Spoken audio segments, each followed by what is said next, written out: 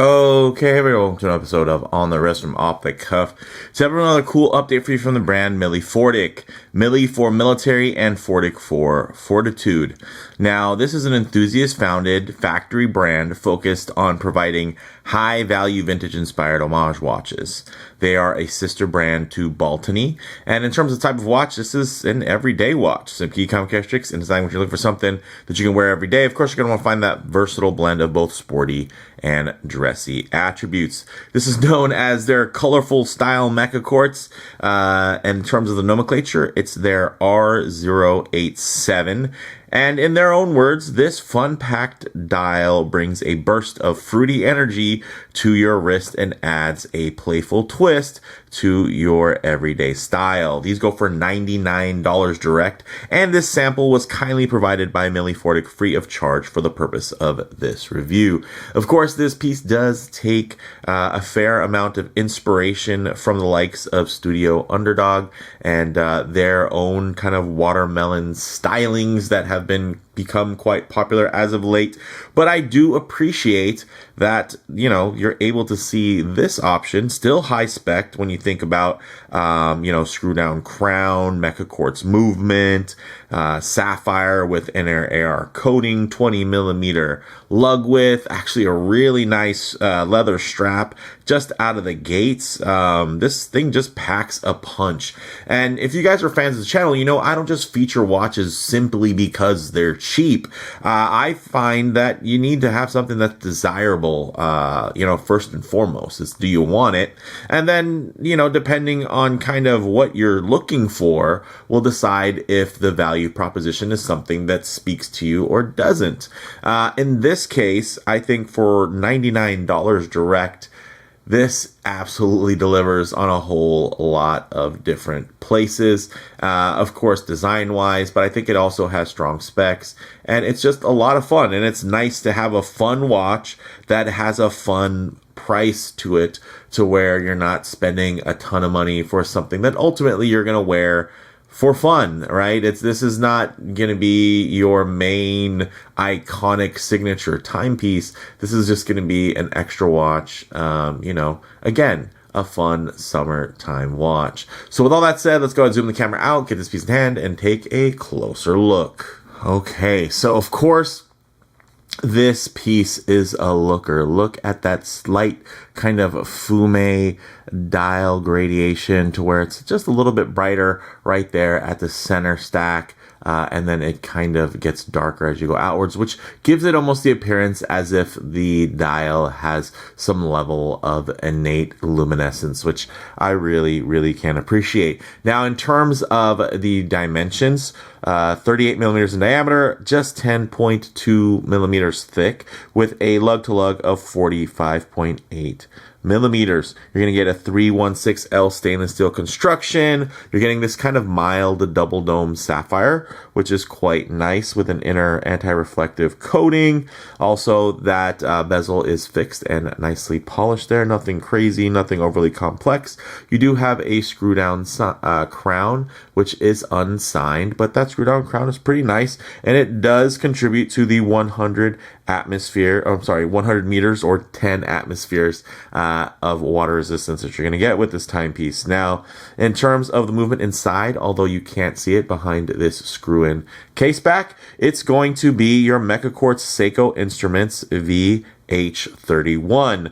Now, that has a 2-year battery life, or you could think of that as power reserve, if you will, and it beats at 2 hertz or 14,400 vibrations per hour in terms of the beat rate. So a bit choppier in terms of that sweeping seconds hand, but it is a sweeping second hand nonetheless, and at a very, very affordable price. Also relatively accurate, with accuracy in between plus or minus 15 seconds per month. That is pretty impressive, considering an automatic movement would be closer to plus or minus, 15 seconds per day. So very nice from that perspective. Again, nothing too crazy, quite sterile on, when you're looking at it just from a profile perspective. Really, the thing that's going to pop here is going to be this very, very lovely textured dial.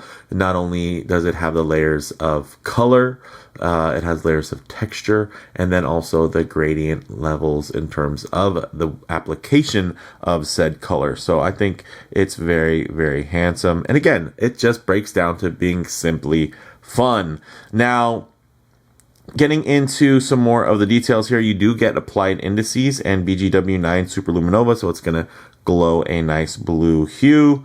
And again, like we mentioned before, thanks to this screw down crown and of course solid seals and build quality, you're going to have 100 meters of water resistance. Also 20 millimeter lugs, so this will be quite nice on various straps. But I will say the factory strap this comes on is really nicely executed. It's quite supple, quite pliable, and it just feels nice. And you even get a fully milled pin buckle there, where even the finger is milled. Of course, you have a fixed keeper and a sliding keeper, so you can get everything to sit and lay just right on the wrist.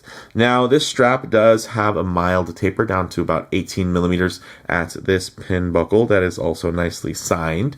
And yeah, I think it flows quite well. I do appreciate that 38 millimeter diameter. I think a watch like this should be right around 38 millimeters, maybe 38 and a half would be my sweet spot. But, you know, I'm not going to say no to a nice round 38 millimeter size range. So with that said, let's actually get this piece on the wrist and see how it wears. Okay, guys, as you can see on my 7.5-inch wrist, I think this wears really well. And although that 7.5-inch wrist is on the larger side of average, I will say if you take a look, you can see that it's a bit of a taller round wrist versus something that's just flat, wide, and accommodating. So you looking at this angle, you might actually see a wrist that's going to appear you know, similar to a smaller wrist that might be flat. Like somebody with a 7-inch wrist might actually have a width very similar to this, but ultimately theirs is only 7 inches because they have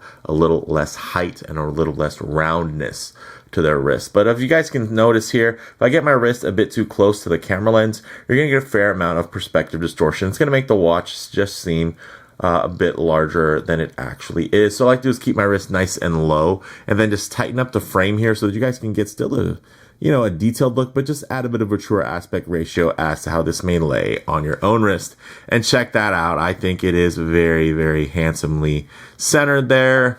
Wraps around the wrist well, nicely draped. A nice clean finishes there. Nothing crazy, nothing luxurious, but quite competent. Absolutely. And then, of course, the little fine details in the dial are quite undeniable here, guys. This is a good looking piece. And again, for $99, you can have just a fun watch. And, you know, it's rough that today there are so many fun, quirky watches that just get into this elevated space to where it's like, do you want to spend that much money for a watch that ultimately you're not going to be really compelled to wear except for in very particular circumstances? So with that said, let's go ahead, get this off the wrist, set it for some Lume shots, low light transition, and closing thoughts. Okay, let's go ahead and hit the lights here. All right. Quite good for really just kind of a medium everyday watch. I mean, you could say this even teeters into the terms of like an everyday kind of casual dress watch.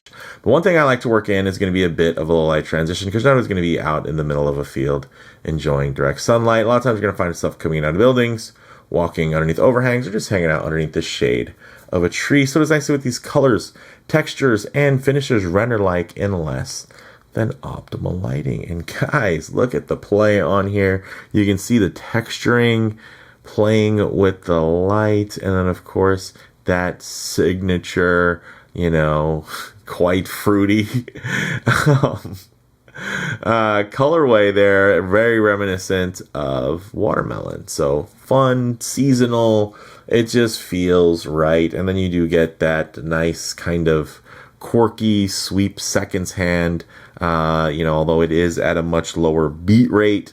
I will say it's still enjoyable to look at, and it has a story, you know, a Meca-Quartz watch. Hey, it has the sweep on it.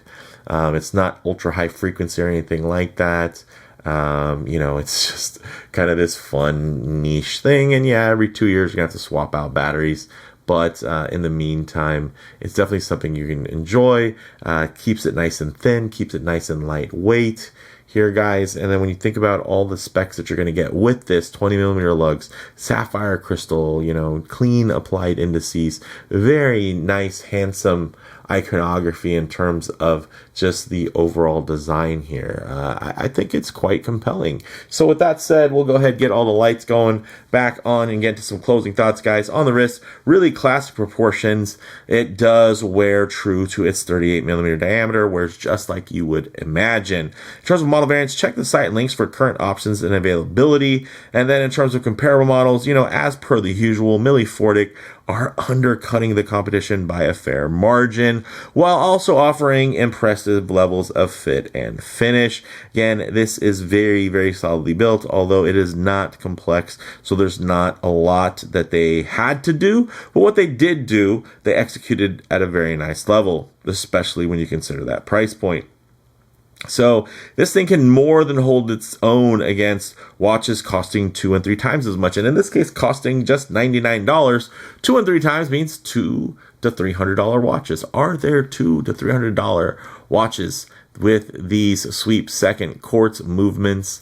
Absolutely. And yeah, this competes with those models. The more expensive variations where you're buying a bit of that brand cachet as well. Here, it's more about the model itself and less about the brand. But for me, guys, bottom line, this Studio Underdog watermelon themed inspired piece allows for a lot of fun at a very approachable price point. Milifortic, they understood the assignment here. Strong specs, really to match that strong visual style, all for a great price that just keeps this watch from taking itself too seriously. So with that said, let me know what you all think down in the comments below. If you like the video, please like, and if you haven't already, please subscribe for more content just like this. Thanks, guys.